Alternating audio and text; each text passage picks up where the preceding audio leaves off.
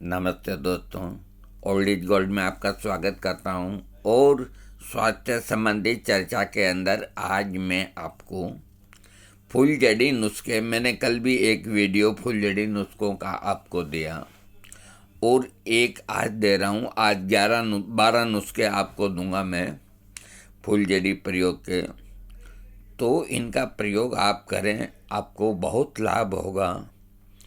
हम 1 मिनट आपका समय लेके कहते हैं कि कल का जो मैंने फूलझड़ी प्रयोग दिया, तो एक सज्जन कमेंट्स में लिखते हैं कि नुस्खा बहुत अच्छा है, बहुत सस्ता है, लेकिन आपके तो कमाई होती है। अब बताइए उनको मैं क्या जवाब दूं। इस तरह के कमेंट्स करने से अब मेरा दिल है कि मैं कमेंट्स में जवाब ही नहीं दूं। जिसको जवाब चाहिए व्हाट्सएप पे करे, या अति आवश्यक कोई कमेंट्स होगा तो मैं जवाब दूंगा। मतलब एक कहावत है कि एक आदमी एक अपने साथ में अपने गधे को लेकर के पैदल जा रहा था। क्योंकि गधा कमज़ोर था, तो 2-3 सिर फिरों ने कहा कि कैसा बेवकूफ़ आदमी है, पास में सवारी है और साला पैदल जाता है। तो उसने सुन लिया, तो वो गधे के ऊपर सवार हो गया कि बात तो ठीक कह रहे हैं। थोड़ी दूर जाने के बाद 2-3 आदमी और मिले कि साला कैसा हष्टपुष्ट आदमी है और मरे हुए बेचारे गधे के ऊपर सवारी कर रहा है। तो वो उतर करके, तो मेरे कहने का मतलब चित्त भी आपकी, पुट भी आपकी। तो देखिए ये ठीक नहीं है। खैर जाने दो, हंसी मजाक की बात, हम किसी का बुरा नहीं मानते। हम अपना काम करेंगे, करते रहेंगे, और हमें सिर्फ एक ही शक्ति रोक सकती है, वो है ईश्वर। और ईश्वर में हम श्री हनुमान जी महाराज को सबसे ज़्यादा मानते हैं और हमने उनके चमत्कार भी देखे हैं। और आप मानो या न मानो, हम कोई भी नुस्खा देते हैं अथवा कहीं भी कोई काम करते हैं, तो हम कुछ सेकंड के लिए अपने दिल में ये ख्यालात पैदा करते हैं कि हनुमान जी महाराज, ये जो मेरे मुख से निकले हुए शब्द, ये नुस्खों के रूप के अंदर, ये सब जनमानस को लाभ दें। यही मेरी भक्ति है, आपसे यही अनुरोध है कि सबका भला करें और सबको निरोग करें, सबको तंदुरुस्त करें। हाँ, अब मैं आपको फूलझड़ी नुस्खे, देखिए कुछ श्रोताओं के और वैद्य के बीच में बात होनी चाहिए, दिलो जान से दूरी अच्छी नहीं होती। हाँ सुनिए, देखिए पहला नुस्खा जो मैं आपको दे रहा हूँ, राल होती है, पंसारी की मिलती है, बहुत सस्ती होती है। 3 ग्राम राल एक टाइम गाय के दूध से लेने से वीर्य खूब बढ़ता है और असीम शक्ति की प्राप्ति होती है। दूसरा नुस्खा, पारस पीपल की जड़ पीस करके और उसका पाउडर बनाया। पारस पीपल पंसारी के मिलती है, बहुत सस्ती है।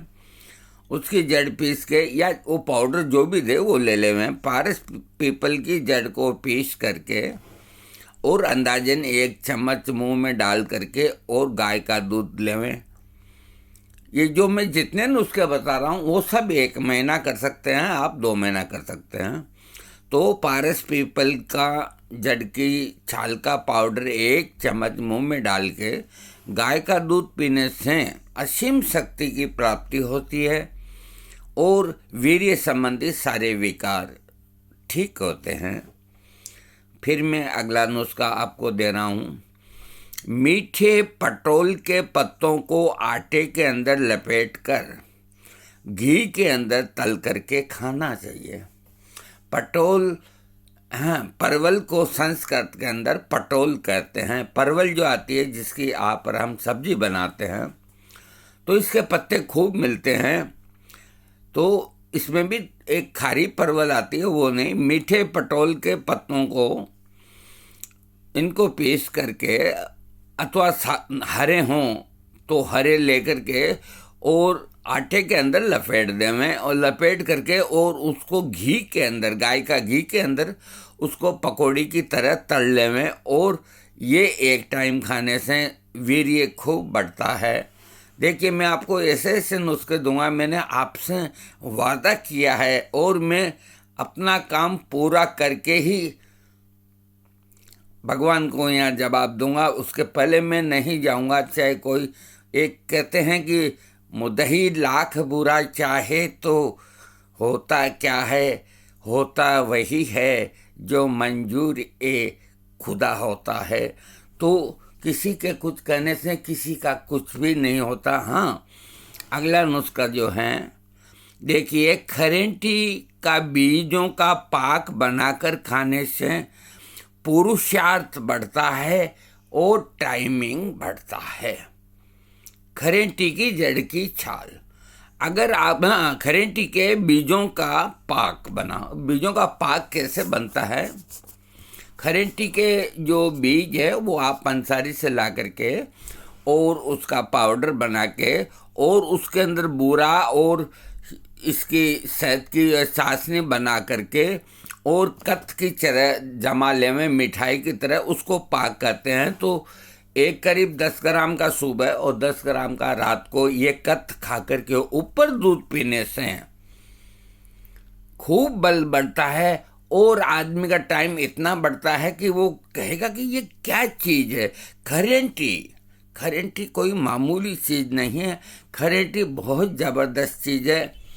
खरेंटी का एक प्रयोग मुझे और याद आ गया, जिसको एक दिन छोड़ के एक दिन बुखार आता है तो वो खरेंटी की जड़ को अपनी चुटिया के ऊपर बांध लेवे, कभी नहीं आएगा, ये मेरा दावा है। मैं स्टाम्प के ऊपर लिख के भेज। तो खरेंटी का पौधा 1-1.5 फुट का होता है और सब जगह होता है। हाँ, अभिषेक संबंधी बात चल रही है। दूसरा खरेंटी का नुस्खा और है, 5वां, कि खरेंटी की जड़ की छाल को पीस करके और 5 ग्राम दूध के साथ लेने से बुढ़ापे के अंदर जो कमजोरी आदमी को आती है वो उससे बिल्कुल ठीक हो जाती है। छठा नुस्खा, जहर मोहरा खताई पिष्टी, ये 2 से 4 रत्ती रोज सुबह और शाम शहद से चाटने से असीम शक्ति की प्राप्ति होती है और टाइमिंग बढ़ता है। जहर मोहरा खताई पिष्टी ये आपको आयुर्वेदिक की दुकान पे मिलेगी और बहुत सस्ती है। आप ये नहीं देखें कि भी बहुत महंगी है, आपका 5-50 रुपये में काम हो जाएगा। अगला नुस्खा जो मैं आपको दे रहा हूँ, 7वां, गुड़हल के पत्तों को सुखा करके पाउडर बनावें।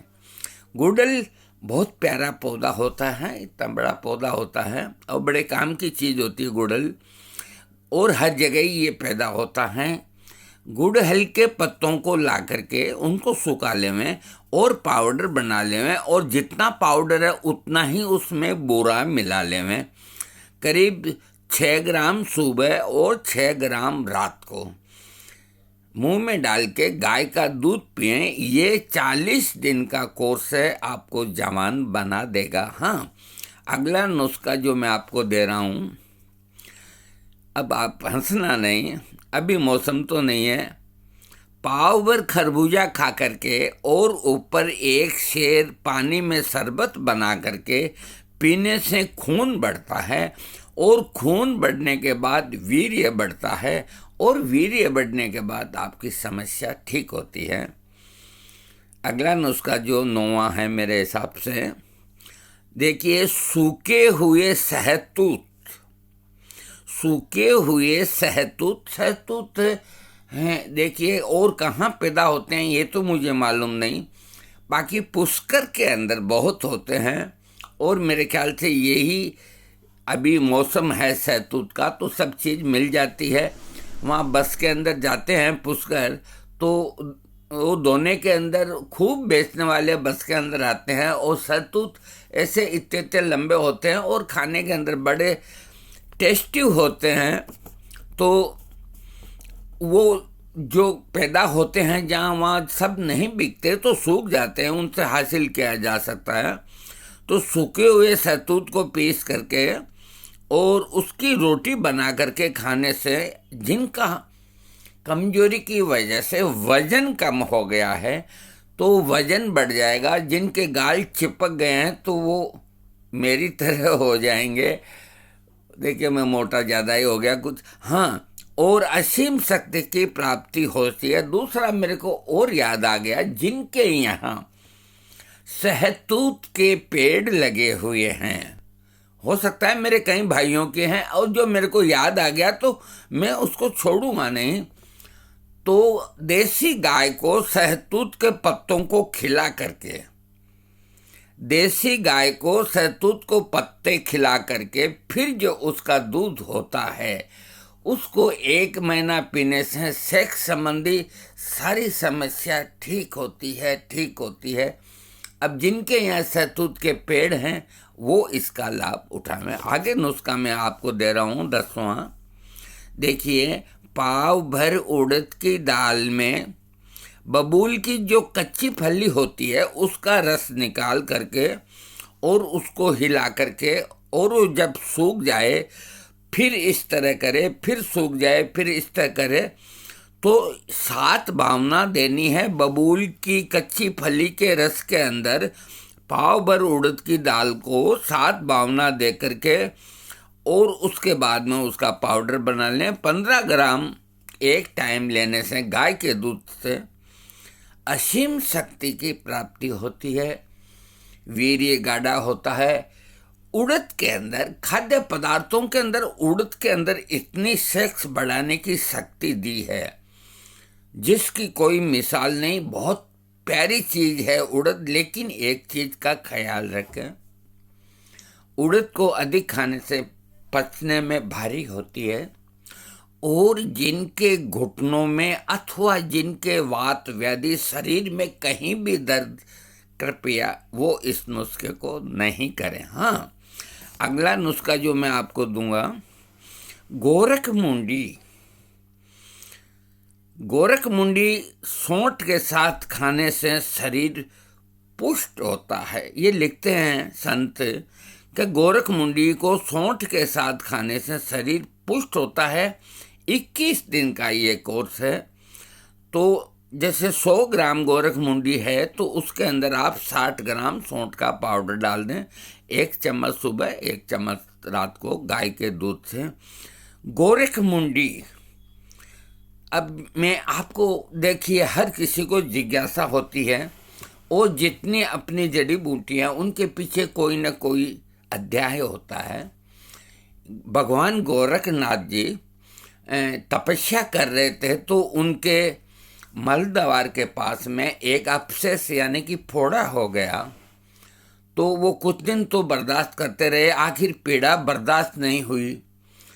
तो उन्होंने सोचा कि जब मैं तपस्या कर रहा हूँ और साधना कर रहा हूँ तो मेरे फिर ये अपसेस फोड़ा क्यों हुआ, चलो ऐसी तपस्या के अंदर कोई फायदा नहीं। तो वो उठ करके अपना कमंडल उठा करके और जैसे ही रवाना हुए तो एक वनौषधि भविष्यवाणी करके कहते हैं कि हे गोरखनाथ, तू मेरे को घिस करके लगा ले, अथवा तू मेरा ये प्रयोग कर ले, तेरा ये ठीक हो जाएगा। तो गोरखनाथ जी ने कहा गोरख मुंडी से, जो पौधा था उसका नाम गोरख मुंडी, कि जब मैं इतने दिन दुख पा रहा था तो तेरे को क्या सांप सूंघ गया था? तब उसने कहा गोरख मुंडी ने कि आपका कष्ट भोगने का योग था, इसलिए मैं इतने दिन नहीं बोली। फिर गोरखनाथ जी ने कहा कि जब मेरा अब समय अच्छा आ गया है तो मैं बिना तुम्हारे प्रयोग के भी ठीक हो जाऊंगा, और वो ठीक हो गए। तो कहने का मतलब ये कि गोरख मुंडी उनके नाम से इस वनौषधि का नाम गोरख मुंडी पड़ी है। और मैं एक बात आपको और बताता हूँ, देखिए मैंने जितनी आयुर्वेद की जड़ी बूटियाँ काम में ली है तो मेरे अनुभव के अनुसार सबसे श्रेष्ठ जड़ी बूटी गोरख मुंडी है। गोरख मुंडी हर प्रकृति के रोगी को माफिक आती है। असीम शक्ति पैदा करती है और शरीर के 90% रोगों को ठीक करने की ताकत रखती है और उसका कोई दुष्प्रभाव नहीं। तो मैं जो नुस्खा बताया इसको भूल नहीं जाऊं। गोरख मुंडी को सौंठ के साथ खाने से खूब शक्ति पैदा होती है। अंतिम नुस्खा जो 12वां है, नागदौन को दही के साथ खाने से शरीर लठ की तरह मजबूत हो जाता है। नागदौन वनस्पति होती है, खूब मिल जाती है। इसको दही के साथ मिला के खाने से शरीर लठ हो जाता है। लठ का मतलब ये होता है कि जैसे यहाँ दबाओ तो यूं दब गया, और किसी का दबाओ तो ऐसे जैसे पत्थर पे हाथ रखा है। इसको कहते हैं देसी भाषा में लठ होना। अब आप अपनी भाषा में जो भी नाम है, तो नागदौन को दही के साथ 1 चम्मच नागदौन का पाउडर और 1 कटोरी दही, उसमें थोड़ी मिश्री डाल के, और ये 41 दिन खाने से शरीर थुलथुलापन लटकता नहीं है और मजबूत हो जाता है। तो दोस्तों, मित्रों, मेरे भाइयों, मेरे बेटे, मेरे पोतों, आज मैंने आपको फूलझड़ी के अंदर करीब 11 या 12 नुस्खे दिए हैं। आप इनका प्रयोग कीजिए और इनसे लाभ होता है मुझको अवगत कराइए। आपको यदि कोई चीज़ जाननी है तो आप व्हाट्सएप पे आ जाइए, मैं आपको जवाब दूंगा। और व्हाट्सएप के अंदर भी थोड़ा पेशेंस रखें, ये आपसे गुजारिश है, क्योंकि मेरे पास 800-900 व्हाट्सएप हैं। उनमें से एक एक को ढूंढना थोड़ा मेरे लिए मुश्किल होता है। बाकी मैं व्हाट्सएप के अंदर जो भी सवाल होगा उसका मैं जवाब दूंगा। आप कमेंट्स में व्हाट्सएप में ये नहीं लिखें कि जवाब क्यों नहीं दिया। तो मैं कोई ऐसे 24 घंटा ही मोबाइल हाथ लेके हाथ में नहीं बैठा हूँ, तो थोड़ी मेरी व्यवस्था पर ध्यान देवें। और मैं आपको अभी फुलझड़ी नुस्खों के अंदर और दूंगा, और टी सीरीज में भी और दूंगा, और आपको खूब नुस्खे दूंगा। और मैं ईश्वर से प्रार्थना करता हूँ कि आप सब स्वस्थ रहें, सुंदर रहें, और आपके शरीर के अंदर कोई रोग का प्रवेश ना हो। ये मैं श्री हनुमान जी महाराज से प्रार्थना करता हूँ, करता रहूँगा। और मेरे वीडियो को सब्सक्राइब करें। थैंक्स।